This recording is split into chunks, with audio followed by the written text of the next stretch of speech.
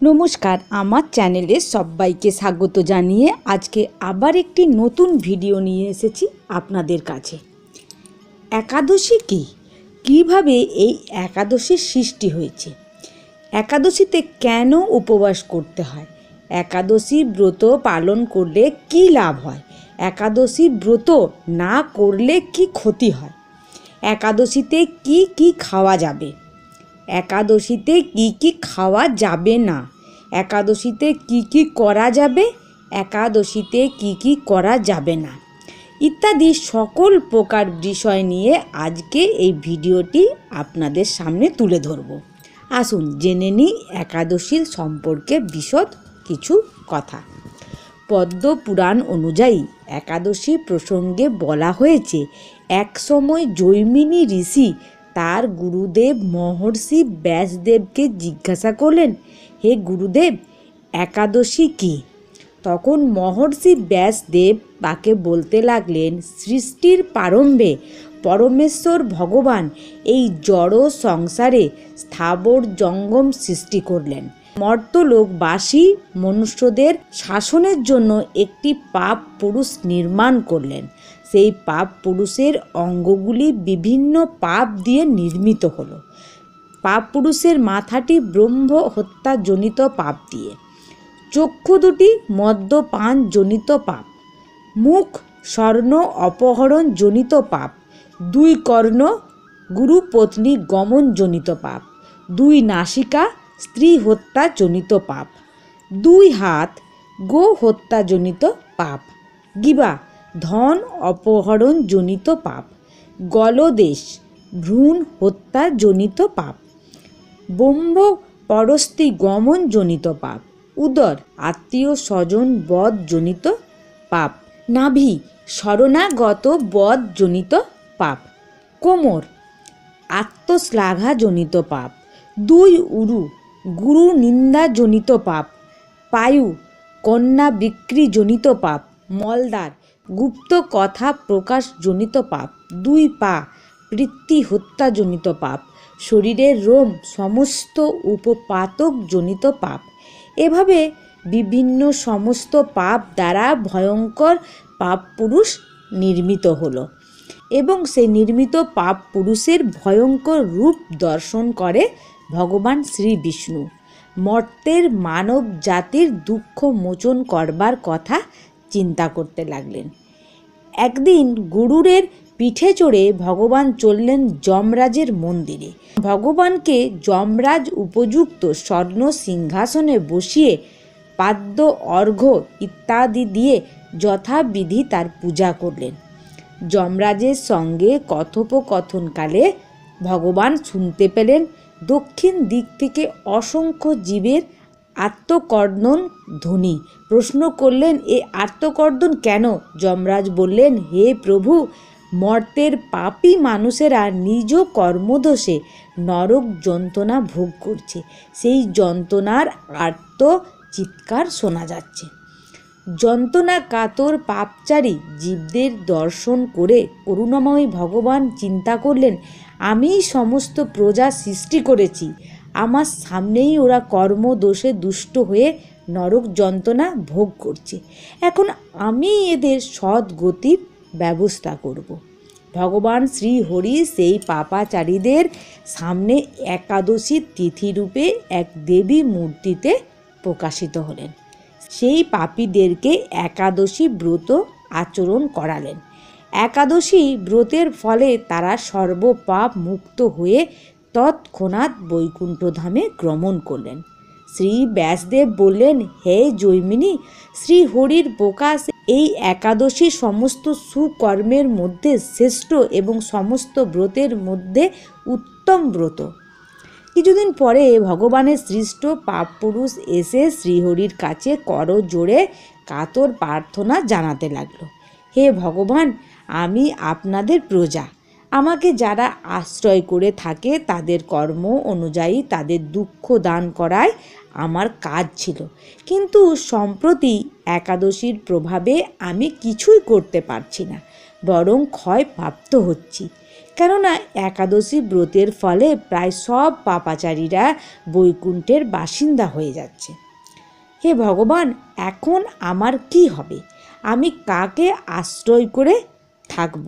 সবাই যদি বৈকুণ্ঠে চলে যায় তবে এই মর্ত জগতের কি হবে? আপনিই বা কার সঙ্গে এই মর্তে ক্রীড়া করবেন? পাপ পুরুষ প্রার্থনা করতে লাগলো, হে ভগবান, যদি আপনার এই সৃষ্ট বিশ্বে ক্রীড়া করার ইচ্ছা থাকে তবে আমার দুঃখ দূর করুন। একাদশী ভয় থেকে আমাকে রক্ষা করুন। হে কৈটভনাশন, আমি একমাত্র একাদশীর ভয়ে ভীত হয়ে পলায়ন করছি। মানুষ, পশু পাখি, কীট পতঙ্গ, জল, স্থল, বন, পর্বত, সমুদ্র, বৃক্ষ, নদী, স্বর্গ, মর্ত, পাতাল সর্বত্রই আশ্রয় নেয়ার চেষ্টা করেছি, কিন্তু একাদশীর প্রভাবে আমি কিছুই করতে পারছি না। একাদশীর প্রভাবে কোথাও নির্ভয় স্থান পাচ্ছি না দেখে আজ আপনার শরণাপন্ন হয়েছি। হে ভগবান, এখন দেখছি আপনার সৃষ্ট অনন্ত কোটি ব্রহ্মাণ্ডের মধ্যে একাদশী প্রাধান্য লাভ করছে। সেই জন্যে আমি কোথাও আশ্রয় পেতে পারছি না। আপনি কৃপা করে আমাকে একটি নির্ভয় স্থান প্রদান করুন। পাপ পুরুষের প্রার্থনা শুনে ভগবান শ্রীহরি বলতে লাগলেন, হে পাপ পুরুষ, তুমি দুঃখ করো না। যখন একাদশী এই ত্রিভুবনকে প্রবৃত্ত করবে, আবির্ভূত হবে, তখন তুমি অন্ন ও রবিশস্য মধ্যে আশ্রয় গ্রহণ করবে। তাহলে আমার মূর্তি একাদশী তোমাকে বধ করতে পারবে না। কাজেই আমাদের সকলেরই উচিত ওই একাদশীর দিন কোনো রূপ পঞ্চশস্য ইত্যাদি ভক্ষণ করা উচিত নয়। তাই আসুন আমরা আমাদের পরম আরাধ্য ভগবান শ্রী বিষ্ণুকে স্মরণ করে একাদশী মহাব্রত পালন করি।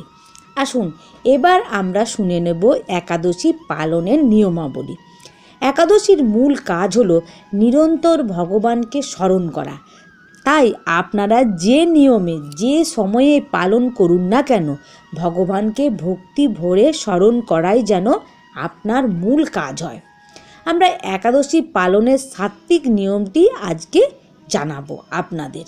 এটি পালন করা সবার উচিত। সমর্থ পক্ষে অর্থাৎ যারা শারীরিকভাবে ও মানসিকভাবে সুস্থ, তারাই নিজেকে পরম গোবিন্দের রাস্তায় সমর্পণ করতে পারেন। দশমীতে এক হার, একাদশীতে নিরাহার ও দ্বাদশীতে এক হার করিবেন।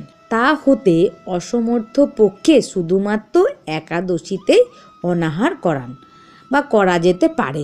যদি উহাতে অসমর্থ হন তাহলে অনেকে সংসারী মানুষদের ক্ষেত্রে দশমীর দিন নিরামিষ এবং একাদশীতে পঞ্চ রবিশস্য বর্জন করে ফল মূলাদি অনুকল্প গ্রহণ করতে পারেন এবং দ্বাদশীর দিন নিরামিষ আহারেরও বিধান রয়েছে। সমর্থ পক্ষে রাত জাগরণের বিধি আছে। নিরন্তর কৃষ্ণ ভাবনা থেকে নিরাহার থাকতে অপরাগ হলে নির্জলা সহ অন্যান্য একাদশীতেও কিছু সবজি ফল মূলাদি গ্রহণ করতে পারেন। আসুন এবার জেনে নিন একাদশীতে কি কি খেতে আছে বা কি কি খেতে পাওয়া যাবে। যেমন গোল আলু, মিষ্টি আলু, চাল কুমড়ো, পেঁপে, টমেটো, ফুলকপি ইত্যাদি সবজি খাওয়া যাবে। ঘি অথবা বাদাম তৈল দিয়ে রান্না করে ভগবানকে উৎসর্গ করে আহার করতে পারেন। হলুদ, মরিচ ও সন্দক লবণ ব্যবহার্য। আবার অন্যান্য আহার্যও যেমন দুধ, কলা, আপেল, আঙ্গুর, আনারস, আখ, আমড়া, তরমুজ, বেল, নারকেল, মিষ্টি আলু, বাদাম ও লেবুর শরবত ইত্যাদি ফল মূলাদিও খেতে পারেন। আসুন আমরাই এবার জেনে নেব একাদশীতে কি কি খেতে পাওয়া যাবে না। একাদশীতে 5 প্রকার রবিশস্য গ্রহণ করতে বারণ করা হয় বা নিষেধ আছে। যেমন ধান জাতীয় সকল প্রকার খাদ্য, চাল, মুড়ি, চিড়ে, সুজি, পায়েস, খিচুড়ি, চালের পিঠে, খই ইত্যাদি। গম জাতীয় সকল প্রকার খাদ্য যেমন আটা, ময়দা, সুজি, বেকারির রুটি বা সকল প্রকার বিস্কুট, হরলিক্স এই সমস্ত খাওয়া যাবে না। এই সমস্ত খেতে নেই। জব বা ভুট্টা জাতীয় সকল প্রকার খাদ্য যেমন ছাতু, খই, রুটি এগুলিও খাওয়া চলবে না। ডাল জাতীয় সকল প্রকার খাদ্য যেমন মুগ, মাসকলাই, খেসারি, মসুরি, ছোলা, অড়হর, মটরশুঁটি, বরবটি ও শিম ইত্যাদি এইসব খাওয়া যাবে না। সরিষার তৈল, সয়াবিন তৈল, তিল তৈল ইত্যাদি উপরোক্ত পঞ্চ রবি শস্য যে কোনো একটি একাদশীতেও গ্রহণ করলে ব্রত নষ্ট হয়ে যাবে। এবার শুনে নেব একাদশীতে কি কি নিষেধ। যারা সাত্ত্বিক আহারী নন এবং চা, বিড়ি, সিগারেট, পান, কফি ইত্যাদি নেশা জাতীয় গ্রহণ করেন, একাদশী ব্রত পালনের সময়কাল পর্যন্ত এগুলি গ্রহণ করা চলে না। একাদশী পালনের পরনিন্দা, পরচর্চা, মিথ্যা ভাষণ, ক্রোধ, দুরাচারী, স্ত্রী সহবাস সম্পূর্ণরূপে নিষিদ্ধ। একাদশীতে শরীরে প্রসাধনী ব্যবহার নিষিদ্ধ। তৈল ও সুগন্ধি সাবান, শ্যাম্পু ইত্যাদি বর্জনীয়। সকল প্রকার ক্ষৌর কর্ম সেব করা এবং চুল নখ কাটা নিষিদ্ধ। এবার শুনে নেব একাদশী করলে কি হয়। একাদশী করলে যে ফল লাভ হয় কেবলমাত্র নিজের জীবনের সদ্গতি হবে তা নয়, একাদশী পালনকারী ব্যক্তির পিতা মাতা যদি কোনো কারণে মারা গিয়ে থাকেন তবে পুত্রের একাদশী পূর্ণ কর্মের ফলে তার পিতা বা মাতা নরকবাসী হন না।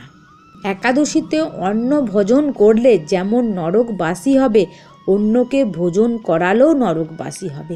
কাজেই একাদশী পালন করা আমাদের সকলেরই কর্তব্য।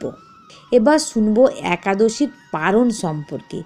একাদশী তিথির পরদিন উপবাস ব্রত ভাঙার পর নিয়ম।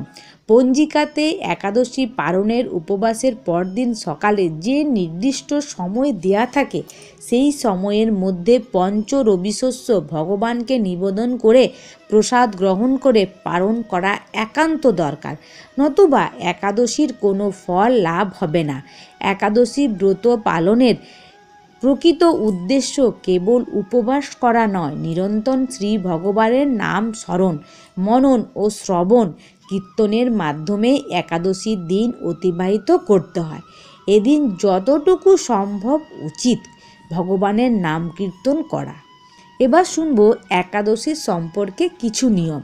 একাদশী ব্রতের আগের দিন রাত 12টার আগেই অন্ন ভোজন সম্পূর্ণ করে নিলে সর্বোত্তম।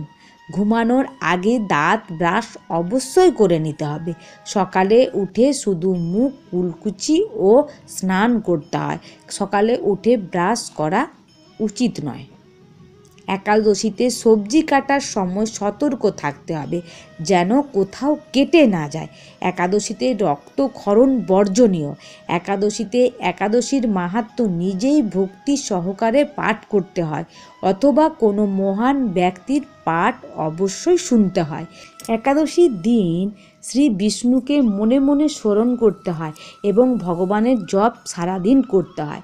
এবার শুনে নেব একাদশীর বৈজ্ঞানিক ব্যাখ্যা।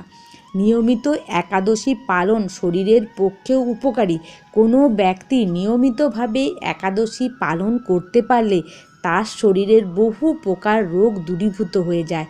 তাই স্বাস্থ্যগত কারণেও অনেকে প্রতি মাসে 2টি একাদশী তিথি পালন করে থাকেন। নমস্কার বন্ধুরা, আজকের ভিডিওটি ভালো লাগলে অবশ্যই একটি লাইক করবেন।